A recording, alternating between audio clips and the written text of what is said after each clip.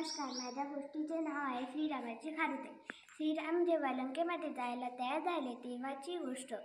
लंकेमध्ये जाण्यासाठी पूल बांधायचे असे ठरवले आणि त्यासाठी लागणारे मोठमोठे दगड, माती, वाळू बांधायचे असे ठरवले आणि त्यासाठी लागणारे मोठमोठे दगड, वृक्ष, माती, वाळू ही सगळी तयारी लागणार होती. श्रीरामाची वानरसेना ठरल्याप्रमाणे मोठमोठे दगड, वृक्ष घेऊन यायला लागले व समुद्रावर पूल बांधायचे असे ठरवले. आणि हे सगळे एक छोटीशी खारुताई पाहत होती. तिने विचार केला, आपणही श्रीरामांना मदत करायची. मी तर एवढीशी छोटीशी, मला कशी काय श्रीरामांना मदत करता येईल? मग तिने एक युक्ती सुचवली. ती जवळच्या एका वाळूमध्ये गेली, ती घडाबडा डोली आणि तिला ओळी वाळू चिपकली व ती तुरु तुरु तुरु त्या सेतूवर गेली आणि तिने अंग झटकलं. ती वाळू पडली. तिला खूप आनंद झाला.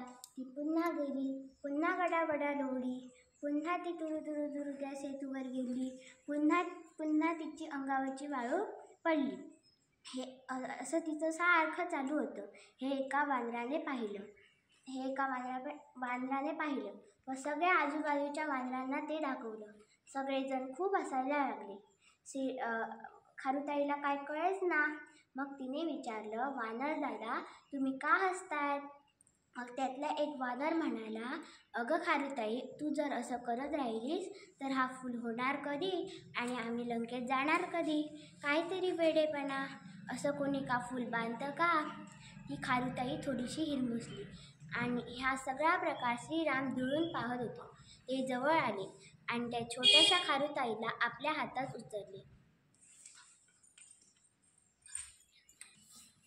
व ते वानरांना म्हणाले, कुठलंही काम छोटं किंवा मोठं नसतं. व ती खारुताई म्हणाली, राम राया, मला पण आशीर्वाद द्या ना. मग श्रीरामांनी तिचे आपले कोमल हात तिच्या पाठीवर फिरवले. असं म्हणतात की तिला आशीर्वाद मिळाला. तात्पर्य, कुठलंही काम छोटं किंवा मोठं नसतं.